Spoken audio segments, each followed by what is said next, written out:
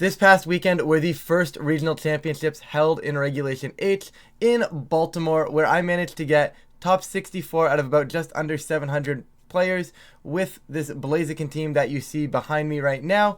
This is going to function as a full team report, so we're going to talk about the team building process, the EVs for the team, my tournament run, all that good stuff, along with some fun stories along the way. I know most of you are just going to be here and wanting to get that team paste. That will be down below if you're here for that. But if you want to stick around and support the channel, leave a like, maybe even subscribe. I would greatly appreciate that. But with that, let's jump right into this team report. We're going to kick this one off talking quickly about the team building process, and it really just started a couple weeks ago when I got sold on the idea of Rillaboom and King Gambit. Now, this is nothing new. This has been around for a while. The two pair historically really well together. We've seen them on those gouging fire teams back in Regulation F. So being able to run King Gambit again made me very happy, and I was set on running these two for Baltimore. And you can see just my numerous iterations that we're just going to scroll through very quickly right now, right? Very similar stuff to what I actually ran. Some other off the end stuff. You know, I had a Palafin, I had a Gyarados at one point, I had a Gastrodon. Why was there a Gastrodon and a Glamora on this team?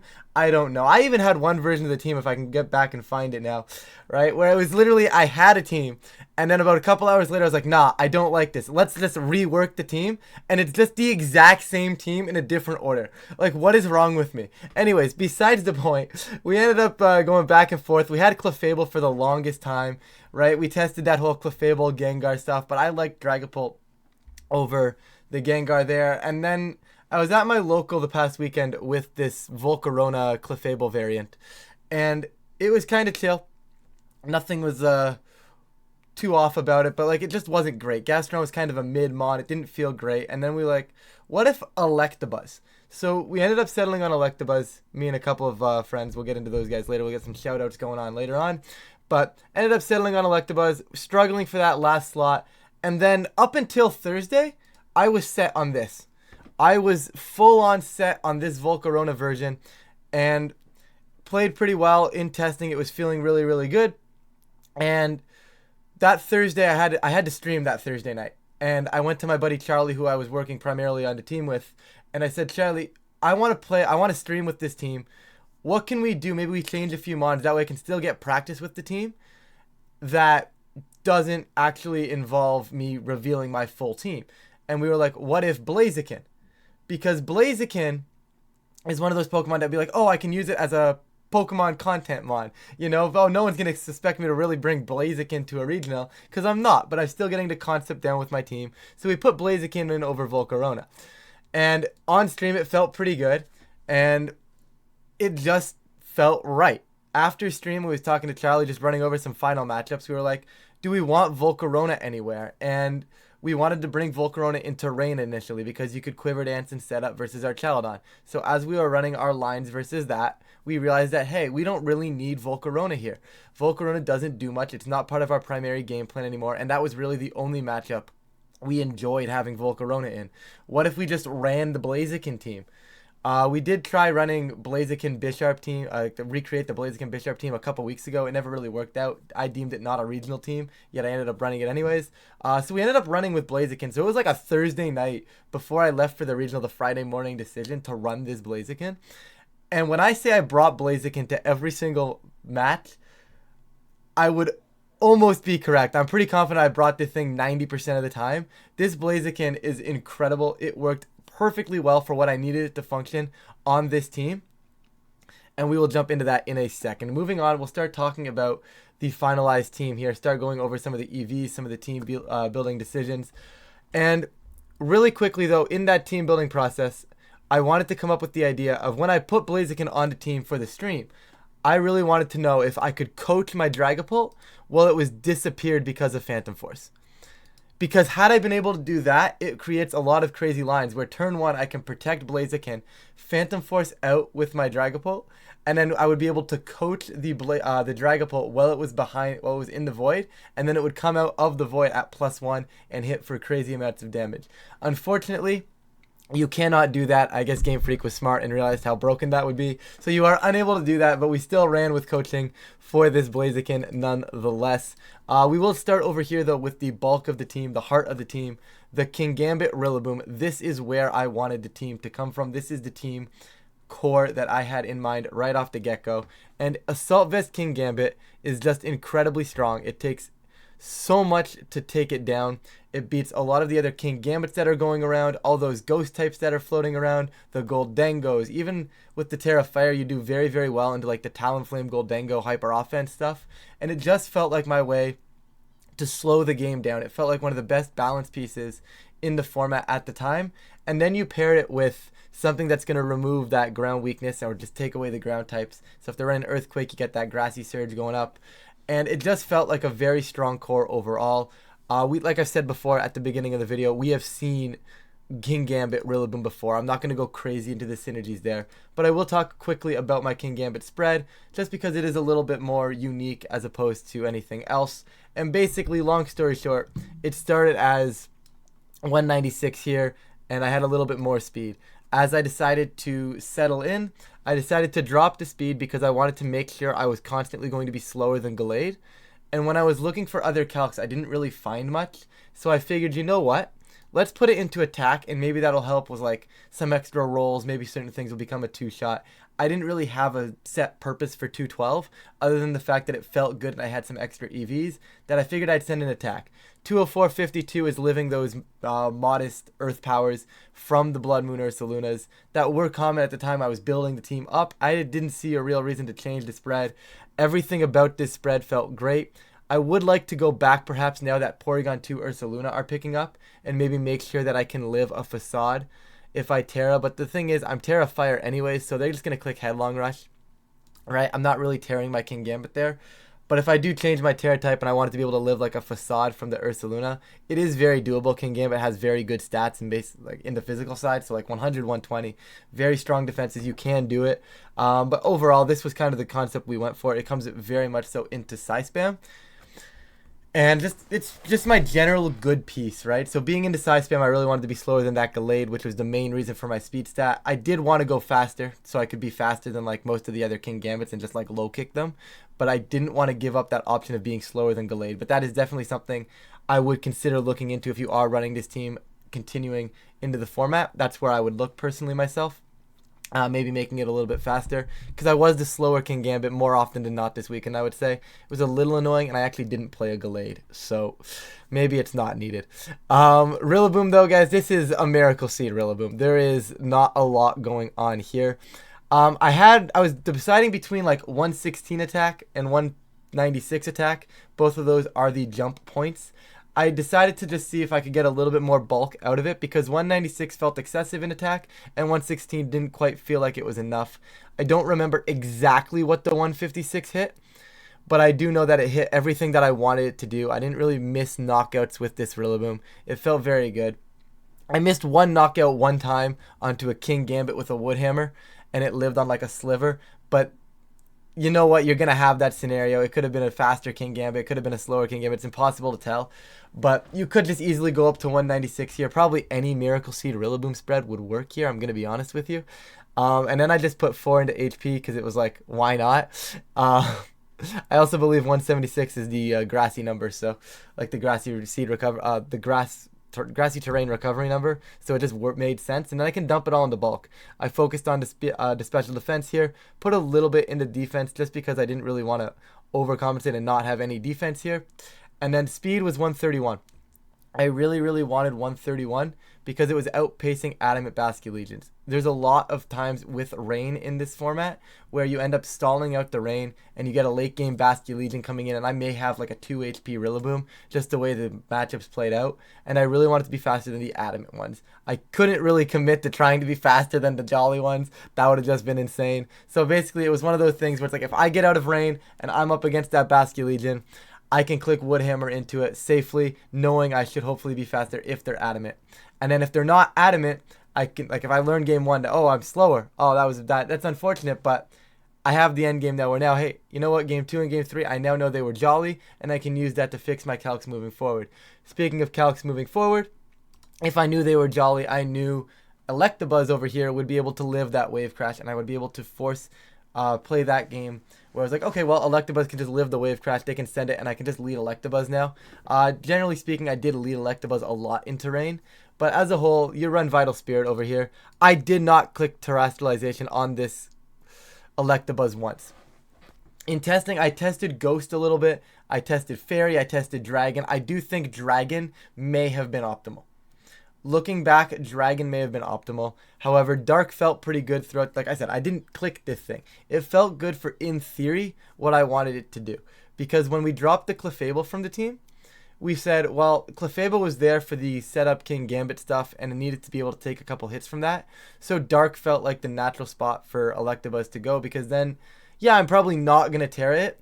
But if I need to be able to have Electabuzz live a King Gambit attack, I could Terra Dark this Electabuzz, be able to survive, and that was the concept there. Like I said, it doesn't really come into play very often. You can go Ghost, you can go Dragon.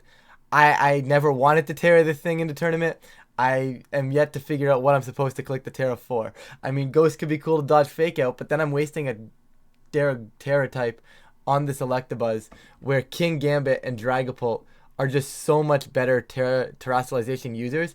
Even Primarina and Blaziken really want that Terra as well. So wasting the Terra type here wasn't great. You really don't need to use it. You don't need this Terra type. You can put whatever you want here. I don't recommend you click it. In terms of the spread, I want it to go pretty quickly. And I know a lot of Rillabooms and stuff like that were sitting around that 132, 131 mark, right? Everything's kind of sitting in that mark, so I want it to be a little bit faster. I initially had this faster than Archaludon, but it did me no real good to be faster than Archaludon. Like the max speed modest Archaludon, I'm not playing very many of them. I figured I'd drop it down, get a little bit extra bulk going around. Once again, just looking for that wave crash, those wave crash calcs. Looking for those physical defensive calcs that are just going to allow me to live, take some of those hits, and then just allow the rest of my team to dish out damage. And versus Rain, this is more than enough for what I needed anyways. I'm dropping Thunderbolts into the Pelipper, I'm taking it out, and I can do so many cool things versus Pelipper, where like everything is just faster than Pelipper now. So like I can just U-turn with Dragapult and Thunderbolt, kill the Pelipper immediately turn 1, and get positioning set up, whether that's U-turning into King Gambit to call like a Draco going into that slot, right? There's a lot of options, whether I go into right back into Blaziken. I have a focus sash for a reason. And overall, the bulk on Electabuzz felt great. Once again, I feel like you can probably just take any Electabuzz spread here, and it's probably going to be fine.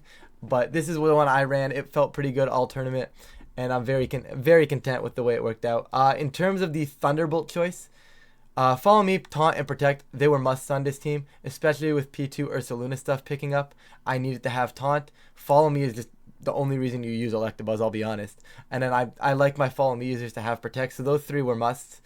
And then in terms of Thunderbolt, I tested Electroweb, and I didn't like Electroweb in a format that was full of King Gambits, because what would happen was I would either get taunted or I'd just be in the spot where it's just correct for me to send an attack, but I'd have to think twice because, oh, is King Gambit switching in? Maybe it's not switching in, and like, it was not great. And as a King Gambit player, when I saw Electroweb on opposing Electabuzz, I was like, okay, where do I switch in? Where do I switch in my King Gambit to get this boost? Right? That's like the first thing I thought of when I would see Electroweb on the opposing Electabuzzes. So I definitely knew I did not want that after very few games of testing.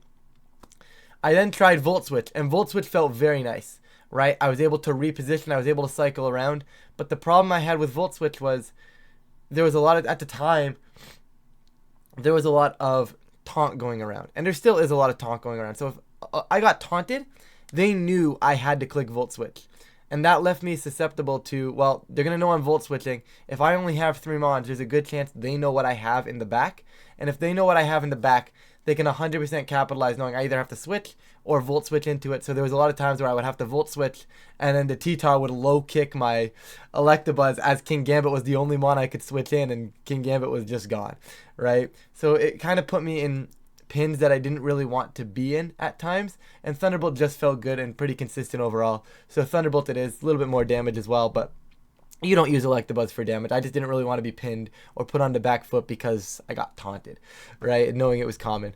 We're going to skip over Blaziken for now. I am going to make you guys wait for that one since it was the last addition to the team. Dragapult. There's a lot going on here. Not crazy amounts, but there's a lot going on here, right? Terra Ghost, I think, is obviously has been tested, and I know a lot of players have landed on the Terra Dragon with the Outrage instead of Terra Blast being probably optimal. And I'm going to come out and straight say it. I do think it probably was optimal. However, I think on the way the team functions, on the lines that I had built out for this team, I really enjoyed having the ability to launch a ghost type move in one turn. Because versus stuff like Primarina, I would get walled by Primarina if I didn't really have that single target ghost move. I would get walled by Goldengo if I didn't have that single target ghost move. Right? If I'm reliant on Phantom Force to hit these ghost types that I really want to be removing from the field. Yes, I have King Gambit, but I can't always rely on Gambit to be in the game. And having the option for single ghost just felt really good and really, really strong. And Primarinas just didn't appreciate it, right? Like, you do 90 to bulky Primarinas, it's pretty good. So you get a little bit of chip, you kill them, you take that, and the Primarina is just gone. Something that was meant to be a Dragapult counter is just gone. It was nice into the Annihilate stuff if you're able to deal with the mouse hold first. We'll get into matchups and all that in a little bit. I don't have too many lines planned out, but I will talk about them briefly. But overall, this felt really, really strong. I put the 4 into Spadef. A lot of these were last minute changes just to finalize some EVs. It also felt really, really nice knowing Porygon 2 was going to be very common at the tournament, and having an extra special defense point helped some certain averages if I were to lead this into Porygon 2, let's just say. So basically the way it works is it averages the two defense stats of both your Pokemon on the field. So because now I have more special defense, if I lead it with something like this Blaziken, which also is the same concept, or if I lead it with my Primarina, it's always going to give that Porygon 2 the attack boost. And also, I have my Electabuzz planned out with my Primarina that I would lead it into the P2 Ursaluna teams, and the Porygon 2 would get the attack boost, right? It's a minor optimization on a lot of these things, but I really wanted to make sure that I was giving Porygon 2 the attack boost more often than I was giving it the special attack boost, because if it was a physical attacker, it wasn't doing me much. It wasn't giving me much problems, right? But that special attacker, that +1 Ice Beam, those were coming out and those were threatening KOs, and I did not want to see that. So it's a minor optimization. Also helps versus some of the Electro Shot and the Draco Meteor stuffs when we do Terra Ghost. We actually live like Draco Meteor more often than not, unless they're like Max Modest stuff. So, and no one was running Max Modest or Chaladon, so having it in here gave me that nicer roll into some of those Dracos, into some of those Electro Shots after I terred, and that felt pretty good most of the day. And I would leave it there personally. I wouldn't be changing this spread. There's nothing to change. In terms of Primarina now, real quick, I went Terra Steel Citrus Berry. I am very, very happy with Citrus Berry on this Pokemon. I won a lot of sets where I was able to take multiple hits, heal back up, and then maybe get another hit off later. With the grassy terrain and the Citrus Berry, there's a lot of recovery going around, and having the bulky Primarina variant felt really, really strong to me. Hyper Voice, Moonblast, Haze, that's just the Dozo answer. Hyper Voice and Moonblast, very, very consistent. Good damage output from both. And then, of course, you ran Protect. Steel was up in the air. I was using Primarina a lot to deal with Goldengos, more often than not, as weird as that sounds. I needed this piece to be able to take those hits. So going Terra Steel felt correct. Part of me does wish I would have gone Terra Poison to wall out the Sneasler. Had I known Sneasler was going to be that popular, I probably would have done Terra Poison going into the tournament. Like, I knew it was going to be good, but I thought I was going to play more Goldengos. I did not. Spoiler alert. But it's one of those pieces where it's like you can definitely make that Terra Poison, and it probably doesn't change too many things on the team. In terms of the spread, 164.4 is built to live the Choice Specs Terra Steel Choice Specs Goldengo Make It Rain from the Timid one, with a little bit of extra to help bulk out for the modest ones. I ended up actually losing a set because Goldengo actually ended up getting the KO on my Primarina, which was like a 12.5% chance, which was a little unfortunate, but hey, that's Pokemon, right?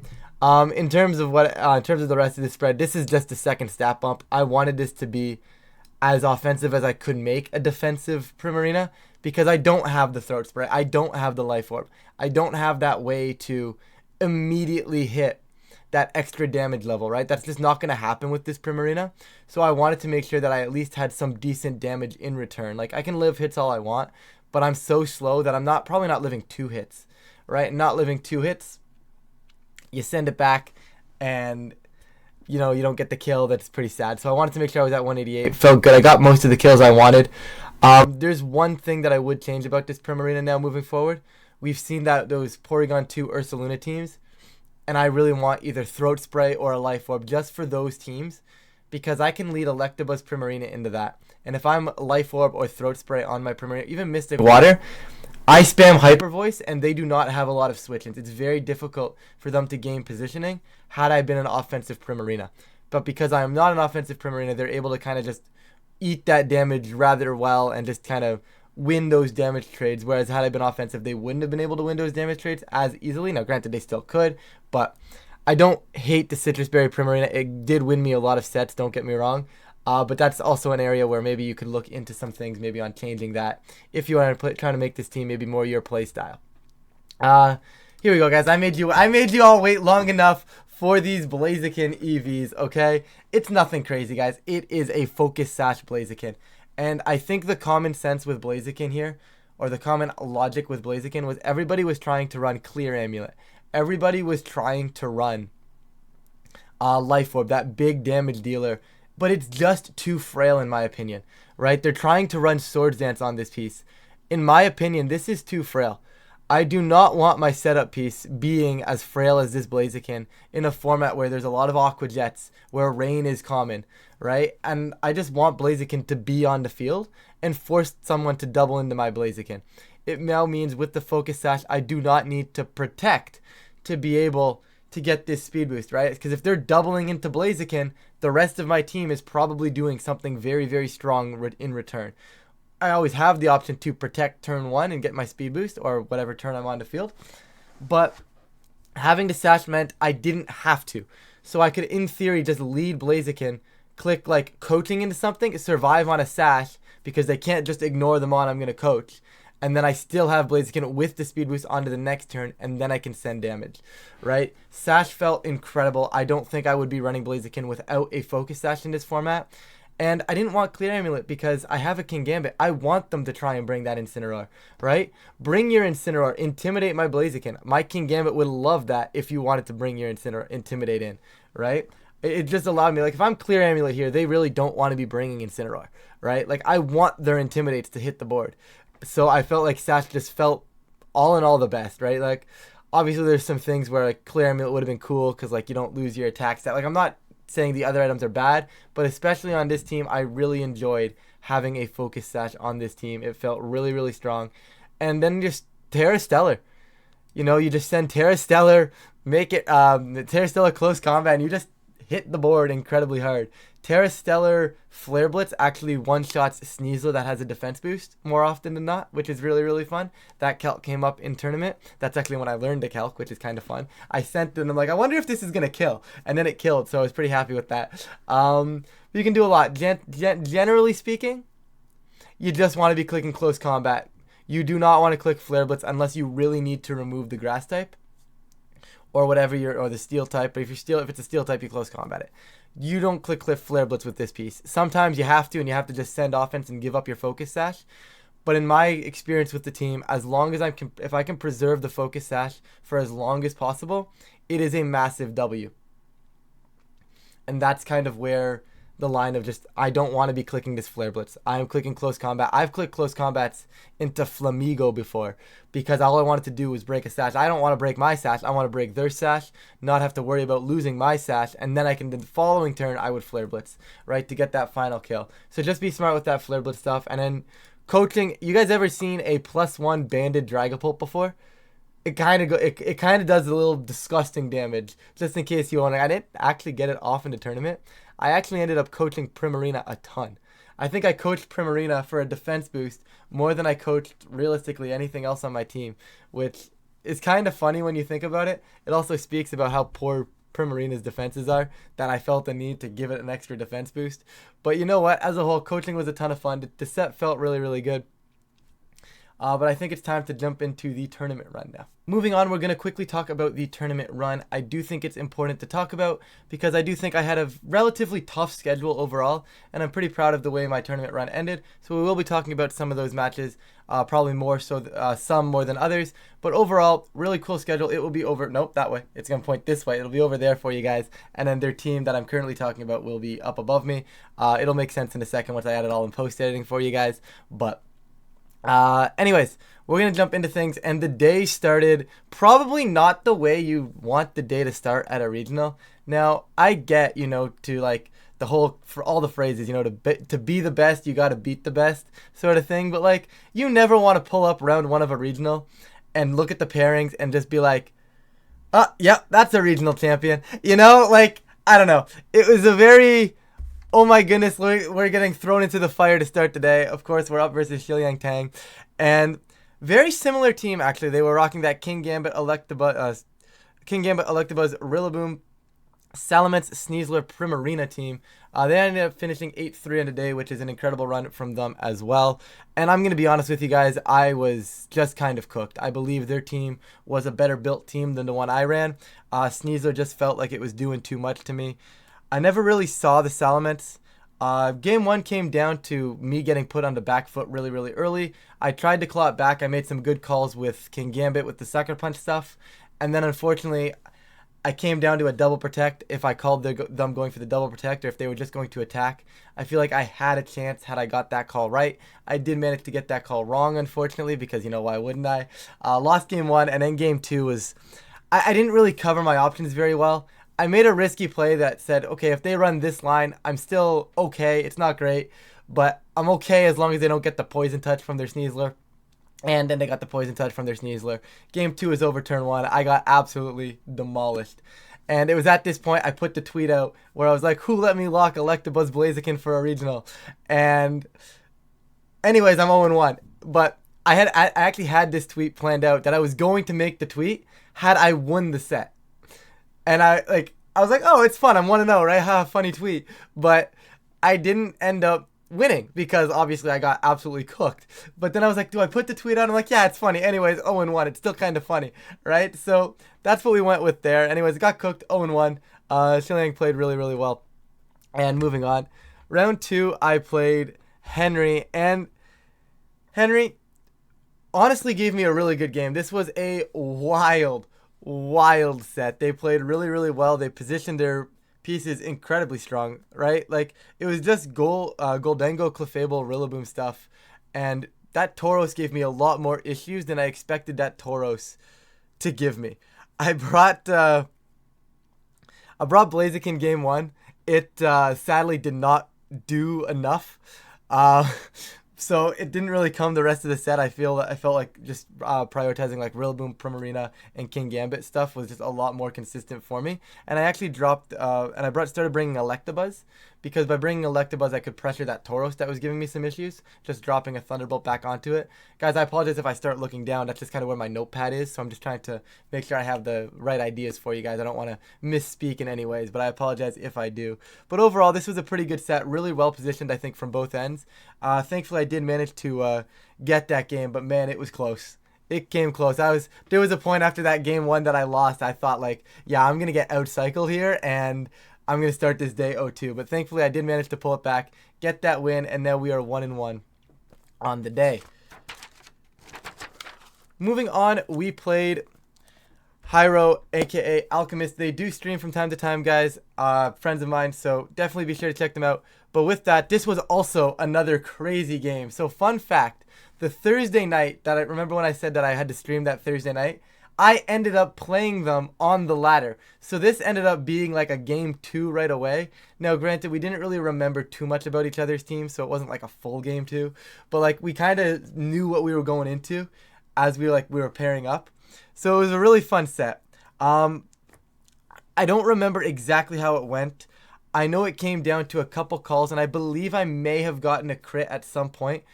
This was very early on in the day, and I'm going to be honest, I'm still kind of tired from the weekend, guys, so I don't remember where that crit happened. But it really just came down to that, like the Talonflame D-Knight stuff is like super scary for me because they just put on so much pressure immediately. They forced me to terrestrialize my king gambit. There's a lot of things that I don't want to see from their end of the field. And then the Archaludon also had access to Aura Sphere, so leveraging my king gambit actually became very, very difficult as well. Did manage to get the win here. I apologize that I don't remember much more from the set. However, it was a really good set. And they ended up making day 2 as well. So even after even after them going 1-2, managed to get them down to managed to pull it all the way back to 6-2 to make day 2 is pretty cool. Round 4. Why play one regional winner at a regional when you can play 2 regional winners at a regional? We now pull Montana Mott, and Montana had a really crazy team, but thankfully I think my team was pretty well built for it, as long as I got some of the calls right versus their king gambit. And it was actually Scarf, Pelipper, it was Sturdy, Terra Electric, Power Archaludon. There was some crazy stuff going on over here. I made a pretty standard play game 1. I went with my Dragapult Electabuzz stuff, which is my main line into that. We'll get into the matchups later. But overall, that kind of worked out pretty well played. I think, in my opinion, relatively safe. Managed to get the win. Going into game 2, I said they led King Gambit Sneasler. And I literally just said to myself, I said, I'm going to disrespect them. I am going to call no sucker punch, and I'm going to call no fake out. And I got no sucker punch, and I got no fake out. I sent a Thunderbolt. I believe I just clicked Dragon Darts. I sent Thunderbolt Dragon Darts, killed the Sneasler, and they doubled into my Dragapult, which was like with a Dire Claw and a Kowtow. So I lost Dragapult, killed the Sneasler, and once that happened, my King Gambit was able to hit the board. And King Gambit at that point, now that there was no Sneasler, didn't have to Terra, was able to take care of their Gambit, was able to take care of everything pretty much they had in the back beside Electabuzz. And that turn 1 was massive. If I get that turn wrong, we're probably going to game 3. I made a very aggressive read, and you know what? It worked out. I didn't think they were going to sucker punch, because like it was so easy for me to switch. Right, so I got the call right. Obviously, it worked, but that definitely could have gone the other way. Managed to take the win there, so now I'm up to 3-1, which feels pretty good. Feeling very good on today, knowing my only loss is, like I said, is Shiliang from round 1, and it's feeling really, really nice. Round 5, however. Round 5 was a fun one. So, for those of you who do not know, Kevin Swastik has been around for a while, pretty good player. And recently they've been running a lot of Psy Spam and a lot of just teams that kind of force opponents to make 50-50s. And this team was no different. We had Whimsicott, Annihilate, Sneasler, Delphox, Mousehold, and Indeedee Male. And guys, when I say all 3 games pretty much came down to turn 1, I mean all 3 games pretty much came down to the call I was going to make on turn 1. And what I like doing into these kinds of teams, when they have the tailwind and the big pressure, or the big pressure, I force them to pick one. I try to make their read just as difficult on them as it is on me. Because basically what I'm saying is if I lead Dragapult plus either Blaziken or Electabuzz or King Gambit, they have to send damage. In this sense, I went Dragapult Blaziken actually for the first 2 games. Because my concept was, well, you have to double Blaziken to get a kill because I'm focus sashed. So you cannot set Tailwind turn 1 if you want to kill Blaziken. However, if you kill Blaziken, you're not getting Tailwind, and then Dragapult is going crazy. So basically, that was kind of my way to force that 50-50. If you want to set Tailwind, go ahead, but you have to make sure if you set Tailwind, you're not getting my Blaziken. Or if you're not setting Tailwind, you're not getting my Dragapult, right? That was my way to kind of force their hand a little bit. And it ended up working out pretty well game 1. I got that right. Game 2, I think I got cooked. I don't remember realistically what happened. All I know is I lost. It came down to, I believe, their, I think it was Terra Dark Sneasler with the Unburden boost because they had the Psychic Seed off, and that was able to kill my Dragapult in the end game. Something along those lines. And in game 3, it was just another 50-50 turn 1. I got the call right. He switched the one side and I got it right. Had he switched the other side, I probably lose.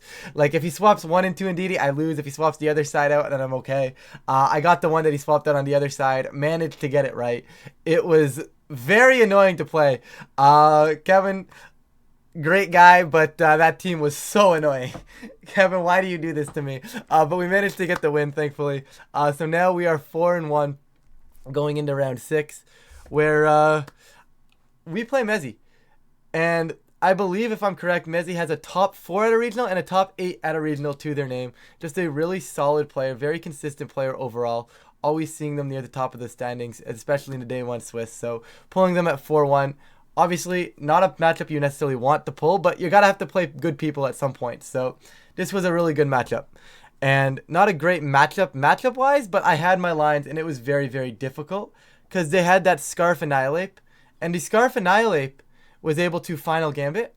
It was able to close combat, so my King Gambit was kind of pinned. Normally, I like leading King Gambit Dragapult into these Dondozo comps. And unfortunately, I couldn't really lead King Gambit into these Dondozo comps because they have the Final Gambit, right? I don't have an option to protect King Gambit, so I can't really do that. I still did it anyways in game 1 because if they're going to commit the Final Gambit, I think I'm okay with that. It's one of those ones, okay, Final Gambit my King Gambit, but then you're losing your Ape and my Pult goes crazy. Now, they didn't actually have the Ghost move on their Annihilate, and I think that made it a lot easier for my Dragapult and my Primarina to position. Once I got into the position to know that that was kind of the case, and I realized that, hey, since there's no Ghost move, my Dragapult, my Primarina, I can leverage this, I was able to get through it. I managed to take game 1 on some very, very tough survivals. I think Primarina lived the +1 Terra Blast flying from their Dragonite on like 2 HP, managed to live that back up, and then I think I had Gambit live on just a very minuscule amount as well in that game. Got that win. Game 2, they adapted pretty well. They went with Ape and then King Gambit, so they cooked me with their King Gambit mode, and I couldn't do much about that, unfortunately. And then game 3, I had to adapt because I couldn't bring King Gambit again. And because I couldn't bring King Gambit again, because they bred their King Gambit and their Annihilate, it was really tough for me to adapt. So I made the adjustment to Primarina Blaziken. They went back to game 1 with Annihilate and their Dragonite. And I said, okay, they're probably going to click coaching. I'm going to try and coaching as well. They actually opted for a U-turn into the Clefable. So I was able to get my coaching on my Primarina. Blaziken went down to Sash, but now I had a +1 defense Primarina. And once I got to that position, I was able to kind of stall out those first few turns, play to an endgame, ended up coming down to a 50-50 on if I protected my Primarina or not. I managed to get that call right. It was a really, really good set. One of those ones, you know, I wish I had like a record of just to kind of show you guys because it was a really good set. It was a really well played set, I feel, from both ends. Really enjoyed that one. And now we're up to 5-1. 5-1 after round 6. Only loss coming around 1. Have won 5 in a row. Feeling incredible. And we now get a name that I'm honestly didn't recognize. It was Chase, and Chase had a really cool team. Clefairy, Sneasler, Archaludon, Rillaboom, Pelipper, Basculegion. And I'm going to be honest, I was super terrified. I brought my normal Pult Electabuzz game plan game 1, managed to get a couple calls right around that Sneasler, got the game 1 because they opted for their Clefairy mode, which I don't think was the right bring. But they opted for the Clefairy mode, managed to get the game 1. And in game 2, they actually got me because like I was playing the entire game because they had shown Sneasler, Rillaboom, and Basculegion. So I was playing the entire game as if Pelipper was in the back. And near the end game, they brought the Archaludon out, and I was like, okay, well, I lost my Archaludon answer. That's a really good adjustment from you. You hid the fact that you didn't have the rain the entire time, and they adjusted really, really well, and I got cooked game 2. Game 3, it was one of those ones where it was super, super close. I managed to force the Terra on the Archaludon, which ended up getting me into an endgame where I was able to go Phantom Force Woodhammer and take that KO on the Terra Fairy Archaludon. Really, really tough set. Really, really close set. Thankfully managed to get the W, but really, really good game there. Now that I'm already in the tournament, this next round, now that I'm already qualified for day 2, this next round is terrifying. I play someone from a team building group we have called the Small of Garden, Nick Donnelly. Also, you guys may recognize the name. That's right. He did get second at a regional. I believe it was it Charlotte? When they lost to him? I think it was Charlotte in 2023. But either way, regardless, they're a regional runner-up. They are a very strong competitor. And all I know is this next win is super important because if you advance to day 2 with a 6-2 record, you have to win all 3 games on the next day. However, if you advance to day 2 with a 7-1 record, you only need to win 2 out of the 3 to make top cut, which feels a lot nicer and a lot more doable than having to win all 3 on the next day. So I was really pushing for this one. Game 1, I feel like it was just like my line versus this team works in the first game. I played it later in the day as well, or later in the tournament as well, and the line works game 1. I don't have a game 2 or game 3 line. I won game 1 versus this. Just some nice positioning. Primarina, I managed to get out of Trick Room. Primarina, Electabuzz did their job. Game 2, however, I was getting cooked by their Goldengo. I got Blaziken in late game, and I managed to get super lucky. The game gifted me this game. I clicked Close Combat. Close Combat crit their Goldengo, and all they had left was, I believe it was like a Flamigo, an Amoonguss, and an Instant. So they didn't really have that damage output as long as I was playing smart. And it came down to the end game where they ended up managing to get a double protect onto Flamigo. I'm not too upset about it because I shouldn't have been in that position anyways, right? I should not have been in the position to be even in that game. Goldengo on their end should have just cooked me in that game too anyways. I should not have been able to crit the Goldengo with my Blaziken. Managed to get that though, but they got the double protect, unfortunately. I could have played around it, but I was just banking on them not getting it. I should have played around it because they needed to go for it. Got that call wrong. They ended up getting the double. I lose game 2, and then I just tried to get really aggressive game 3, calling their instant Goldengo stuff again with like my Dragapult to try and pressure them. And unfortunately, it just wasn't enough. Our Rillaboom and our Primarina ended up speed tying. Weird. Some weird stuff overall, but I know I got cooked game 3. Nick ended up going at the 7-1 seed. I ended up going 6-2 day 1. And honestly, felt very good. All right, why has this been 16 minutes already? I should probably speed this up. Anyways, round 9, we play Zach Carlson.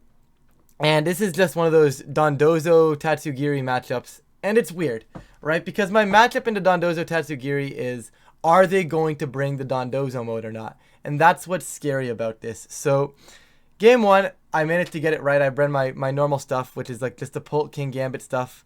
Versus, they went D-Knight Glim. I managed to get the Glim turn 1. Saw that it was Dozo in the back. Preserved my spot for Fake Out Primarina. So Fake Out Haze went off. Got rid of the Dondozo boost and then just cleaned up that endgame pretty nicely with a Dragapult. And that one felt very, very nice. Game 2, I figured they were going to make the adjustment.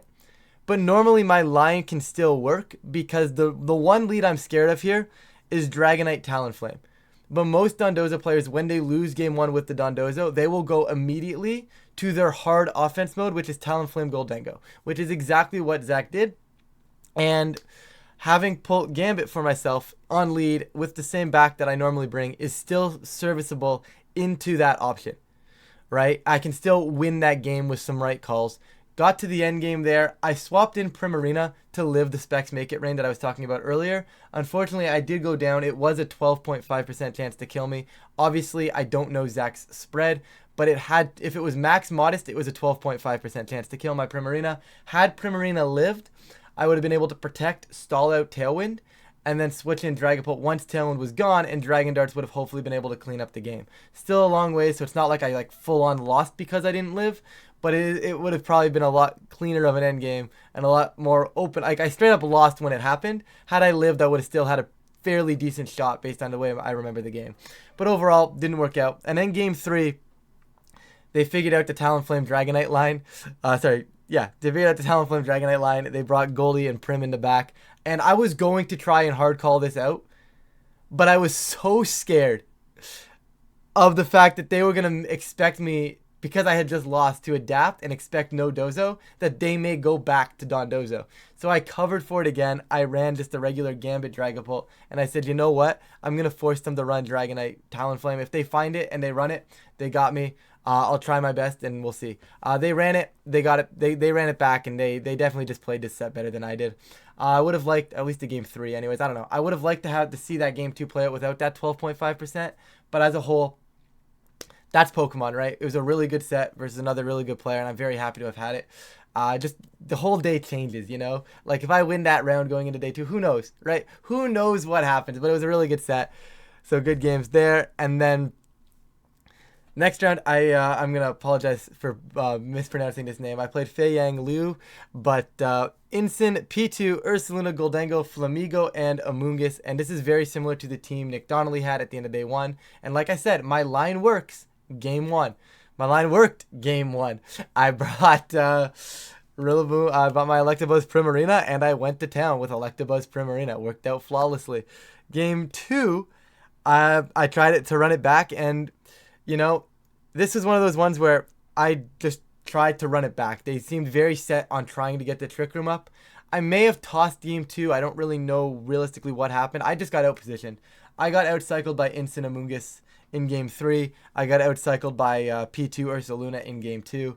There was not a lot I really could go for, unfortunately. Game 3, I tried to bring in King Gambit to try to, because I knew they were going to try to lean Incineroar. I had a feeling. Brought King Gambit. I got the Incineroar right, but it just wasn't enough. I didn't have enough protects to stall out the game, unfortunately. But overall, it was a really good game. It worked. I lost, unfortunately, but it was a really good set. So now I'm 0-2, and I'm like, please, I just need one more so I can hopefully get top 64 at the tournament. My tiebreakers were pretty good. I played some really formidable opponents, and I know they had some decent records. So my tiebreakers should be good for top 64 if I can win this next game. And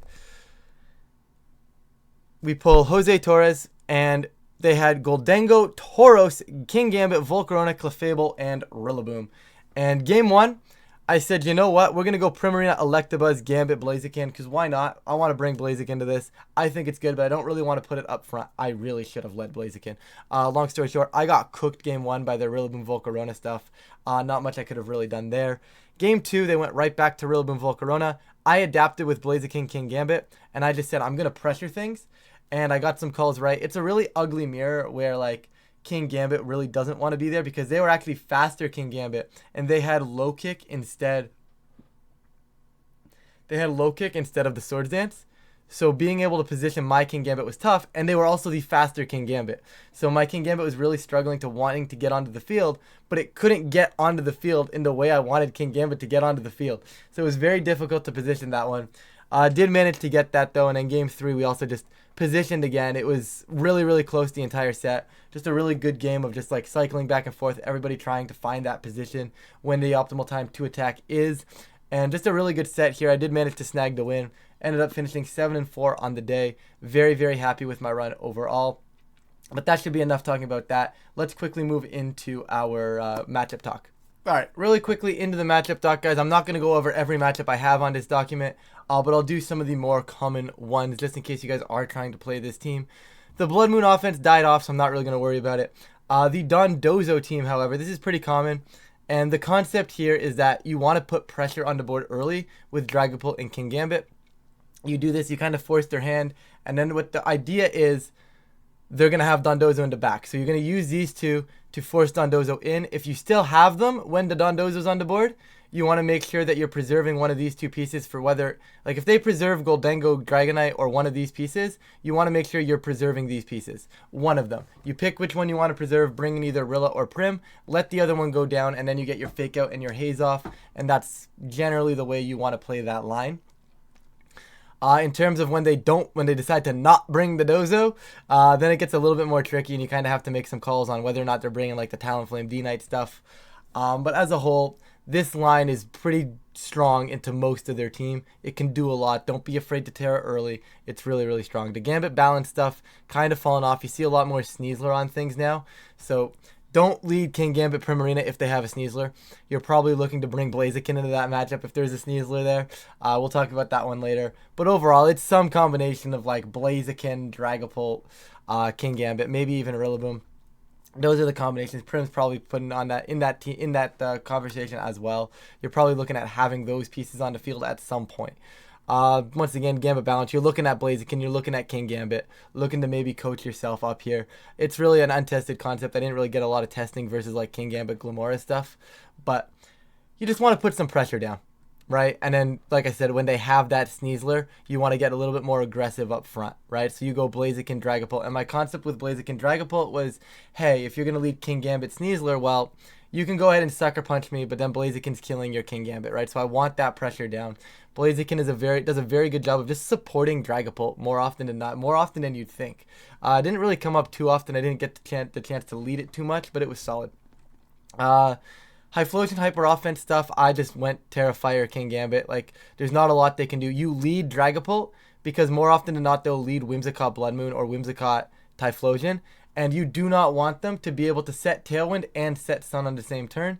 So basically, you bring Dragapult to force a Tailwind out of them, so that way you take a lot less damage and you're able to maintain that end game a lot better. More often than not, they'll set Tailwind, Dragapult might go down, but then King Gambit is picking off damage, and it just overall it feels pretty good. If there's a Farigiraf, it's a little more weird because like you can't just Sucker Punch them.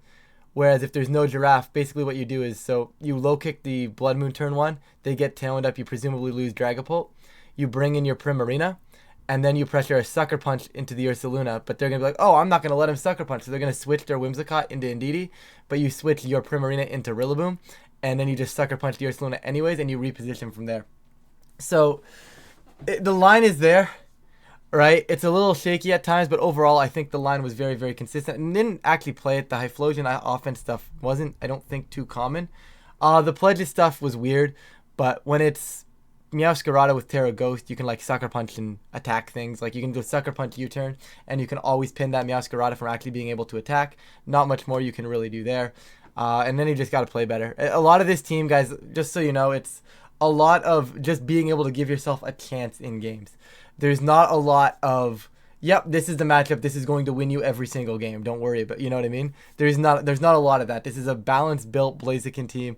It's meant to just give me a chance in every game that I play, and it gave me a chance in every game I played. I'm very happy with what I got from it. Obviously, there's a few matchups that showed up during the weekend that I didn't like, but overall, Mouse Ape offense stuff. Guys, this matchup's rough. As you can see, my game plan is to pray and then pray some more. But as a whole, it's Electabuzz Dragapult, right? And you're going to probably just follow me Dragon Darts. And then you're going to follow, and then they're going to taunt you, presumably. And then you're going to send another Dragon Darts and a Thunderbolt. And normally, if it's the bulkier ape, you're faster with your Electabuzz. So even though you're taunted, they have to pick one of you to kill the next turn. And then the Thunderbolt goes off. And then Blaziken can come in. And the ape is too low at that point. Despite the fact that they're set up, the ape is too low to really do too much from that point on, and you're able to generally finish off that end game. It's not as easy as it sounds, because if I lead Electabuzz Dragapult into like that Talonflame Gambit Goldango stuff, it gets a little dicey, right? Because like I can't really call the lead properly, so you get the lead. The safest lead is Dragapult Electabuzz, and then you just gotta kind of play good. You got to just play better at that point, right? Like I said, team's built to give me a chance. That's by far one of my more difficult matchups with this team. Into like Mousehold Rain, you don't change the Rain matchup. You still go Electabuzz Dragapult. This is the Rain matchup you go with. It's what you do. And then you have Blaziken, Rillaboom in the back. Rillaboom, Blaziken tidies up the Pelipper, the Basket Legion, the Archaludon very nicely into endgame. And your concept, what you're doing here is Dragapult, Electabuzz, just putting pressure on pretty much everything that's not the Archaludon. You're taking things out. You're doing good damage. If they go Mouse Ape, it's the same Mouse Ape line that you just play. And if they go with the Rain mode, you have to call if they're going to like protect Pelipper. I normally just let Pelipper click protect on turn 1 or just ignore it, because I know for sure that Dragapult with the Terra Ghost Terra Blast into the stamina boost on the Archaludon into another Terra Ghost Terra Blast will kill the Archaludon more often than not. So I just go follow me and I hit the Archaludon. The Archaludon takes a good chunk. The Pelipper does whatever. If it protects, we're golden. They don't get Tailwind up. If they Tailwind or attack, then the Electabuzz gets hit. Like if they attack, Electabuzz gets hit, Pull gets the kill on Archaludon next turn. If they Tailwind, Electabuzz can just eat 2 attacks on the following turn and follow me again, and you're golden at that point forward, right? There's a few things you can either do, right? Like you can also go for like the U-turn Thunderbolt. If Pelipper doesn't have protect, you get the kill there, right? And you just reposition. More often than not, though, that's kind of the line. You just got to send damage and know when it's okay to give Archaludon the boost and know when you need to play around it. And that just comes from playing the team. I don't actually have a line. It just kind of, I played that one based on vibes, I'm going to be honest with you. P2 Ursaluna, like I was saying, it's Electabuzz, Primarina, Blaziken, Rillaboom. You need to have Fake Out. You need to have Spore Immunity with your Rillaboom. You need to have both the Spore Immunities with Vital Spirit and Thing. You need to have Fake Out Pressure. And then you also need to have an extra Protect. Normally without Blaziken, this was a King Gambit. And it's very, very difficult to pilot with the King Gambit because you just don't have enough Protects to get through the Ursaluna Trick Room turns. Whereas with Blaziken, you get through the Trick Room turns and then you put on a lot of pressure. So you can do a lot there. It is a really, really tough matchup, but you can win. Side spam stuff is weird, guys. It's just like Primarina Dragapult has been pretty consistent. right? And just King Gambit Rillaboom into back. So basically you're going U-turn turn 1 to reposition, and you're sending a Hyper Voice. It's pretty much what you are doing. That is the concept there. And then you reposition whether you're bringing in your King Gambit or your Rillaboom based on what you think needs to happen. Like if you kill the Indeedee, you can probably just bring in King Gambit. If you don't kill the Indeedee, you want to bring in Rillaboom. That way when they switch Indeedee out, all you have to do is like U-turn, you go back into Dragapult again. Just win that terrain war sort of thing. So a lot you can do there. You can also lead stuff like Dragapult Electabuzz if you're worried about them leading like Lilligant to Gallade. You can do that too. It's pretty solid, right? Because you just go follow me. They after you actually goes into the follow me, then go Dragon Darts, and then the Eruption is weakened, and then you're set because your Vital Spirit, if they sleep powder, they sleep powder to the Vital Spirit. You've cooked them at that point. If they lead Lilycole, I think they're insane. I don't think they would want to lead Lilycole into our team anyways. But if they start doing it, you can go ahead and cover for it. That is the option. I think that's pretty much most of it. Arch Rain we talked about. Similar concepts to the other Arch Rain stuff. Some of these aren't even filled out. Some of these were just talked about in the team building process, right? But absolutely wild, guys. There's a lot of stuff here, right? Like it's just the same rain matchup. I know it's not filled out, but it's the same rain matchup. Just be careful with the with the King Gambit, right? Like I said, the matchups aren't fully solved, fully fleshed out. Like I said, I built it to just give myself a chance in a lot of games, and I managed to get myself a chance in a lot of games. And just really quickly before we wrap this one up, first of all, for those of you that are still here and still watching, I really appreciate all the support on the channel. It means the world to me. But with that, shout outs to everybody that helped me with this team. Kept my mental game in check. Rushil, Tommy, you guys mental rocks. Tommy told me just to remember that I'm good, and you know what, it works. There's a lot that goes into the mental game going into preparation for a tournament. Without those two, definitely not doing it. Of course, massive shout out to Charlie, aka Solchuk. Couldn't have built this team without you, and I probably would not have actually jumped and actually ran Blaziken. I probably would have brought the Volcarona version without you, Charlie. So Charlie pushing me to actually test this Blaziken out, give it a shot. It actually worked out. Thank you for building this team with me. It was an absolutely wild ride. They also went 5-3, guys, so the team almost made day 2 twice. But besides the point, thank you to Charlie for building a team with me. Always a ton of fun building with you. Shout outs to everyone in the Small Love Garden. You guys know who you are. I don't think I'm here without you guys. It's been a long time since I was back into day 2, and it's just been a rough go for me, but I'm happy to be back in day 2. So thank you for you guys being there for me. Without you guys, I've got nothing. And of course, everybody else I may have talked to at the tournament. If I spoke to you at the tournament, you are part of this run. So thank you, making this tournament a huge success. And guys, I'm going to wrap this one up here. You guys have the team up there, the rentals up there. It's also down below along with the Poke Paste. But that's going to be it, guys. Once again, video went a little longer than I wanted, so I do apologize for that. But if you did stick around, I appreciate you. If you do enjoy this type of content, please feel free to leave a like and subscribe. It really does help with the channel, and I really do appreciate it. But with that, I'm going to get on out of here, and I will catch you all in a future video.